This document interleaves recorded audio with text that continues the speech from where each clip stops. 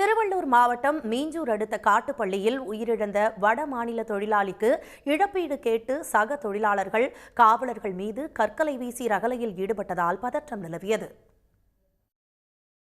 காட்டுப்பள்ளியில் இயங்கி வரும் எல்&டி கப்பல் கட்டும் நிறுவனத்தில் உத்தரப்பிரதேசத்தைச் சேர்ந்த அமரேஷ் பிரசாத் என்பவர் ஒப்பந்த தொழிலாளியாக பணியாற்றி வந்துள்ளார். இவர் தான் தங்கியிருக்கும் குடியிருப்பின் மாடியில் ஏறும்போது தவறி விழுந்து சிகிச்சைக்கு அழைத்துச் செல்லும் வழியில் உயிரிழந்தார். இதையடுத்து அவருக்கு உரிய இழப்பீடு கேட்டு 1000க்கும் மேற்பட்ட வட மாநில தொழிலாளர்கள் போராட்டத்தில் ஈடுபட்டனர். இதையடுத்து பேச்சுவார்த்தைக்கு சென்ற காவலர்கள் மீது அவர்கள் கற்களை வீசி தாக்குதல் நடத்தியதால் பரபரப்பு ஏற்பட்டது. பாதுகாப்பு தடுப்புகளுடன் அவர்களை விரட்ட முயன்ற போது வடமாநில தொழிலாளர்கள் நடத்திய கல்வீச்சில் 10க்கும் மேற்பட்ட போலீசார் காயமடைந்தனர்.